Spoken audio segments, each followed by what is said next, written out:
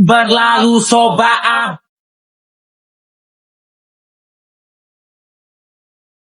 Untuk administrasinya. Bapak punya kapak. 1 tahun lalu, tepat 20 Februari tahun 2025, Gubernur Maluku Utara Serly Coanda memulai amanah besar menghadirkan perubahan nyata. Dan perubahan itu mulai terasa. Di bidang pendidikan, biaya komite SMA, SMK, dan SLB negeri maupun swasta resmi dihapus melalui program BOSDA. Tahun 2025 dialokasikan senilai 38 miliar dan meningkat menjadi 50 miliar pada tahun 2026. Lebih dari 54 miliar dari APBD dan 92 miliar APBN juga digelontarkan untuk revitalisasi dan digitalisasi sekolah. Ini tentang memastikan tidak ada lagi anak Maluku Utara yang tertinggal karena biaya. Di sektor kesehatan, hampir 100% warga telah terdaftar dalam BPJS Kesehatan. Dengan KTP Maluku Utara, layanan dapat aktif dalam 24 jam. Akses kesehatan kini lebih cepat, lebih mudah, dan lebih merata. Untuk kesejahteraan masyarakat, 700 rumah tidak layak huni direnovasi pada tahun 2025 dengan anggaran sekitar 20 miliar dan ditargetkan meningkat menjadi 1.500 rumah pada tahun 2026. Karena bangunan yang layak adalah dasar kehidupan yang bermartabat. Di sektor pertanian, 1.500 hektar dibuka untuk lahan baru dan 41 km jalan tani dibangun. Hilirisasi komoditas kelapa dan rempah didorong melalui kolaborasi dengan Kementerian Pertanian Republik Indonesia agar petani tidak hanya menjual bahan mentah, tetapi memperoleh nilai tambah yang lebih besar. Di laut, transformasi pesisir dimulai dari kampung nelayan Dufa-Dufa dengan bantuan 230 kapal dan alat tangkap serta akses pembiayaan untuk memperkuat kemandirian nelayan. Pembangunan infrastruktur juga diprioritaskan dengan alokasi sekitar 700 miliar untuk jalan dan jembatan demi membuka konektivitas antar wilayah. Pada tahun anggaran 2025, Dinas PUPR Provinsi Maluku Utara membangun 8 unit jembatan dengan total bentangan 145 meter di Desa Sambiki, Ruas Labuha Sawadai, Laiwuyu Juketamo, Sangu Induk, serta Tulabi Togore Batua. Selain itu, dibangun jalan beraspal sepanjang 6,2 km pada ruas SP Sidanguli Jailolo, Ibu Kedi, Kedi Galela, dan Tulabi Togore Batua. Pada tahun anggaran 2026, direncanakan pembangunan lapen sepanjang 49,5 km dan jalan beraspal 15,5 km di wilayah Halmahera, Pulau Mangoli, Pulau Mekian, dan Kota Ternate. Pada tahun yang sama, juga akan dibangun 12 unit jembatan dengan total bentangan 662 meter di sejumlah sungai dan ruas provinsi, antara lain Ake Bastiong, Ake Bibinoi, Ake Dolit, Ake Samong, Kalioba II, serta ruas Laiwui Jikotoma Anggai. Dan dalam tata kelola pemerintahan, Maluku Utara berhasil masuk pada zona hijau Monitoring Center for Prevention KPK dengan skor 89. Ini merupakan bukti komitmen terhadap pemerintahan yang lebih bersih. Perekonomian Maluku Utara tahun 2025 tumbuh sekitar 34,17%, menjadikannya salah satu pertumbuhan ekonomi tertinggi di Indonesia. 1 tahun mungkin belum cukup untuk menyelesaikan semuanya. Namun, 1 tahun telah cukup membuktikan arah bahwa perubahan itu sedang berjalan untuk pendidikan yang lebih adil, untuk kesehatan yang lebih merata, untuk petani dan nelayan yang lebih sejahtera, dan untuk Maluku Utara yang lebih kuat. Perjalanan masih panjang, dan langkah itu sudah dimulai. Baru kali ini iri sama gubernur orang. Please Ibu Serly, aku speechless banget nonton video 1 tahun kerja, hasil kerjanya Ibu Serly. Aku speechless banget, bangga banget walaupun aku bukan warganya Ibu Serly, tapi aku tuh wow, amazing banget sama kepemimpinannya Ibu Serly. Di video sebelumnya yang aku upload tentang gubernur Ibu Serly ini, banyak banget masyarakatnya yang masuk ke kolom komentar dan bilang bangga banget punya gubernur kayak Ibu Serly. Aku jadi iri. Ya iya, siapa yang gak iri punya pemimpin yang baik banget, cinta banget sama daerahnya, mau banget membangun daerahnya lebih baik.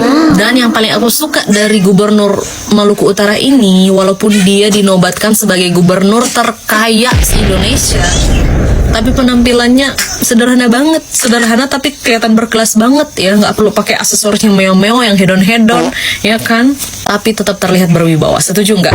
Jadi berharap banget Indonesia punya pemimpin-pemimpin kayak Ibu Gubernur Maluku Utara, Ibu Sherly. Please, ya kalau semua pemimpin-pemimpin negara kita, pemimpin daerah kita punya hati yang mau membangun negeri, hati yang terbeban sama keluhan-keluhan masyarakatnya, please nggak perlu tunggu beberapa waktu, beberapa tahun untuk jadikan Indonesia emas.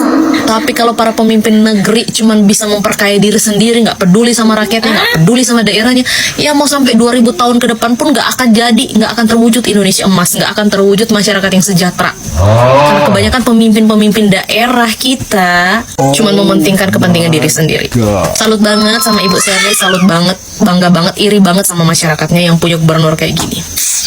1 tahun kepemimpinan Gubernur dan Wakil Gubernur Maluku Utara, Sherly Juanda dan Sarbin Sehe, akhirnya sampai pada satu titik evaluasi. Dan hasilnya, mayoritas warga kota Ternate memberikan rapor positif. Survei Litbang Halmahera Pos mencatat, 84,3% masyarakat menyatakan puas dengan kinerja 1 tahun ini. Tapi dalam demokrasi, suara kritis adalah bagian dari kesehatan pemerintahan. Apa yang membuat publik puas? Program perumahan menjadi penggerak utama. Sebanyak 40,3% responden menilai rumah layak huni dan intervensi kebutuhan dasar sebagai bukti nyata keberpihakan pemerintah. Di sektor pendidikan, kebijakan sekolah gratis diapresiasi 17,5% warga. Layanan kesehatan gratis dan perhatian terhadap gizi masyarakat juga menyumbang 12,5% tingkat kepuasan. Namun, tantangannya tetap ada.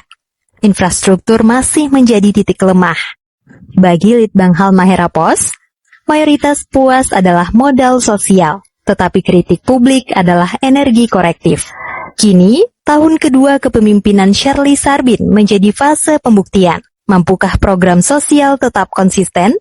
Dan bisakah percepatan infrastruktur menjawab ekspektasi rakyat? Warga menanti kinerja Sherly. Objektif dari pemerintahan saya dan Pak Wagub adalah melakukan good governance. Saya tidak butuh dipuji-puji, saya tidak memberikan kewenangan kepada siapapun, saudara saya, teman saya, orang dekat saya tidak memberikan kewenangan kepada siapapun untuk membawa nama saya, untuk menjual jabatan, menjual proyek. Saya tidak butuh tambahan nilai ekonomi dari saudara-saudara teman kerja saya 5 tahun ke depan. Jangan berbicara di belakang saya. Saya paling tidak suka orang yang bergosip tentang saya di belakang saya, apalagi mereka tidak mengenal saya. Dan saya tidak suka mengatakan hal berkali-kali. Saya tidak perlu marah untuk tidak suka. Saya ini pejabat publik. Saya tidak bikin aja satu Indonesia tahu. Apalagi kalau saya bikin dan saya salah. Dan saya tidak bisa berdiri di sini, di depan Mbak Rosi dan di depan seluruh Indonesia untuk declare dan apa yang saya lakukan. Bagi saya ini juga ada di sini nih sebagai gubernur, tujuannya untuk membenahi, bukan untuk merusak. Saya di sini bukan karena cita-cita saya mau menjadi gubernur, bahwa semua mata melihat saya. Saya tidak punya ruang untuk melakukan kesalahan dan kompromi. Di zaman digital saat ini, saya ngomong pun dinding bertelinga, udara bertelinga, ada rekaman di mana-mana. Saya hanya seorang ibu rumah tangga, tidak punya dukungan politik, tidak mengerti hal-hal XX lainnya. Yang saya lakukan, apa yang saya katakan, itu yang saya lakukan. Aturan yang ada, saya turuti, sesimpel itu. Otak saya nggak nyampe untuk sesuatu yang terlalu ribet, karena sebuah kompromi akan menghasilkan kompromi yang lain. Saya tidak berencana untuk kehilangan kebebasan saya. Saya bersyukur yang saya miliki ini lebih dari cukup. Hidup saya sederhana. Yaitu?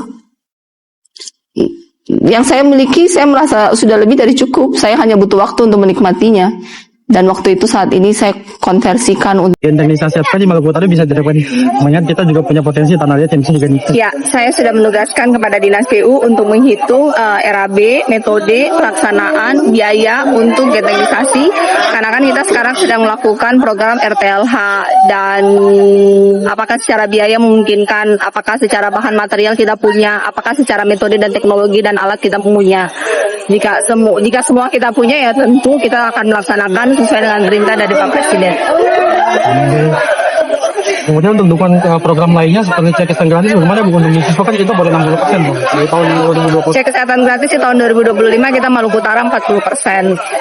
Dan di 2026 semoga lebih tinggi dari 40%, dan cek kesehatan gratis bukan dilakukan setiap sekali seumur hidup tapi harusnya dilakukan setiap tahun, dan ini gratis. Kita bisa early deteksi dini hal-hal mungkin mereka yang memiliki diabetes, masalah jantung, hipertensi atau hepatitis itu bisa diketahui sejak awal dengan pemeriksaan kesehatan gratis ini, sehingga bisa melanjutkan penanganan medis dan mengurangi resiko-resiko yang tidak kita inginkan. Ibu target kesehatan gratis tahun ini berapa? Saya maunya 100%, tapi kan petugas puskesmas yang mengeksekusi. Secara bahan ada, secara orang yang mau dites ada, tinggal manajemen dari puskesmas masing-masing tersebut, karena itu kan di kabupaten kota. Kasus-kasus terberat untuk kesehatan ternyata Kita Maluku Utara kebanyakan adalah diabetes. Diabetes itu menghasilkan, kalau tidak dirawat dengan baik, menghasilkan gagal ginjal. Dan kemudian cuci darah. Soal ATS karena di Maluku Utara jumlah ATS sangat ATS itu apa? tidak sekolah. Ya, kita punya data terakhir itu partisipasi murni itu cuma 61. Kita punya 27% kurang lebih anak lulusan SMP itu yang tidak lanjut ke SMA. Itu menjadi PR dari kita Pemprov Maluku Utara. Oleh karena itu di tahun ini kita akan launching SMA terbuka. Targetnya dari 26 pulau yang belum memiliki SMA, kita akan launching fokus di Kalsel, Halut, dan Morotai. Ada 16 pulau yang akan kita launching SMA terbuka. Mereka akan diregister di bawah SMA grade A, dan mereka akan diberikan modul untuk pembelajaran. Gurunya akan datang seminggu sekali. Mereka akan memanfaatkan mungkin gedung dari SMP, dan mereka pun diberikan kesempatan untuk tes ujian nasional. Pada akhirnya setelah 3 tahun mereka bisa memiliki sertifikat, sehingga anak-anak pulau mendapatkan akses yang sama untuk pendidikan SMA. Di tahun ini kita akan launching di bulan Juli. Kita akan segera secara teknis nanti ada rakornas sepertinya Kepala Dinas Pendidikan se-Indonesia dengan para dirjen dan menteri akan dilakukan minggu depan. Untuk saya sudah menginfokan Kepala Dinas Pendidikan untuk berkoordinasi langsung dengan dirjen terkait kasih untuk memastikan ini secara teknis SOP bisa jalan, dan kita akan bersama dengan universitas terbuka untuk eksekusinya. Pak Kades. Yang punya rumah siapa? Permisi Pak. Pak siapa? Pak Ance. Dari asli mana? Apa? Tumori. Dari sini. Oh, kerja apa? Punya tani. Punya lahan atau kerja dengan orang? Dengan orang. Bisa berapa 1 bulan? Tergantung pendapatan. Kira-kira 1 juta bisa? Kalau 1 bulan bisa. 2 juta? Tak sampai. 1,5. Punya istri? Ada. Oh, ini anaknya. Anaknya berapa? 1 ini. Baru kawin?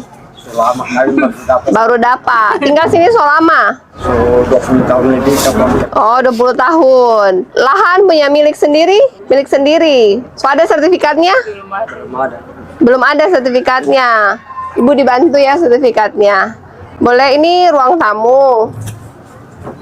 Kamar tidur. Kalau hujan berarti air masuk dari bawah dan atas. Ya. Atas bocor. Itu bukan bocor lagi, itu tak buka.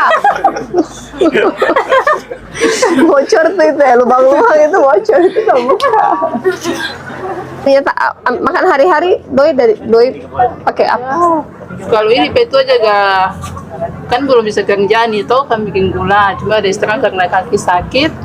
Kong jaga ojek saja sedikit.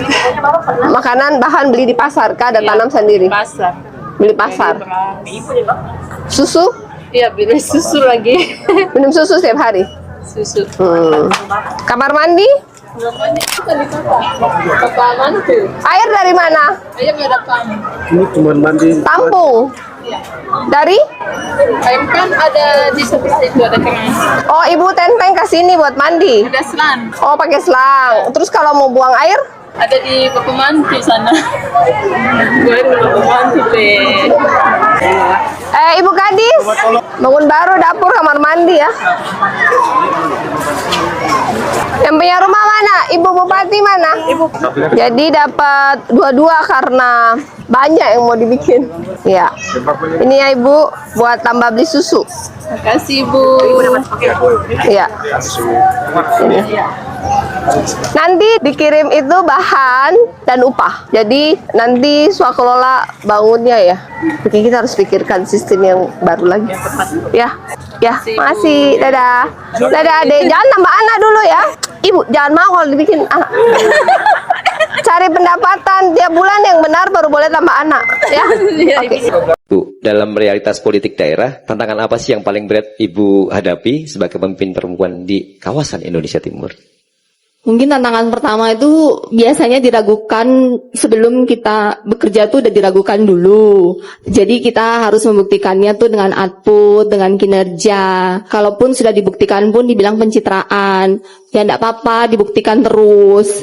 Terus dianggap oh perempuan itu lemah. Jadi intinya adalah bahwa ya ada tantangan, tapi kemudian perempuan itu sering dianggap itu tidak tegas, menggunakan perasaan, gampang simpatik. Tapi saya menganggap itu sebagai kekuatan bukan kelemahan. Saya dalam memimpin 1,3 juta walaupun jumlahnya sedikit banget dibandingkan dengan Jawa Tengah 38 juta, kita cuma 1,3 juta. Tapi saya selalu memposisikan saya sebagai seorang ibu.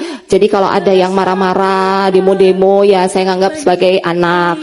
Saya menegurnya dengan baik, mendengar, mencari solusi, memetakan masalah. Selama 8 bulan ini berjalan dengan baik sih. Ketika mereka keras, kita lembut, solusinya ada. Dan ketika mereka menganggap remeh bahwa kita tidak bisa, kita buktikan dengan bekerja lebih cepat, belajar lebih banyak, kita buktikan dengan output. Pada intinya itu, kepemimpinan itu perempuan dan laki sama saja. Pada akhirnya yang ditunjukkan adalah kinerja dan outputnya. Ketika dibilang tidak bisa, kita buktikan kita bisa.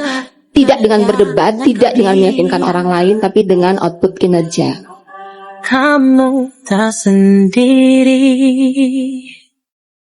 Terima kasih Bu Sherly, saya bikin pembeli jembatan. Terima kasih Om Tentara. Terima kasih abang-abang, Abang Novel, Abang Rocky, Abang Rizky, Abang Asrul, Abang Fajrul, dan dari Banggai, dan dari Ternate, dan dari Bandung. Kalau hujan terus Sarah batobu banjir lagi dan tempat sekolah Sarah buka sepatu lagi. Tuhan Yesus berkati. We love so much for Sherly Juanda Laos. White.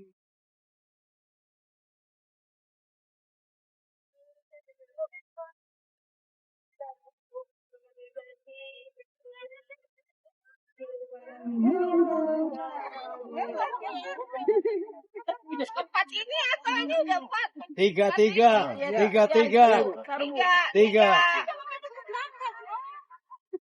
Tiga pohon, 3 anakan. Yuk, 3 anakan.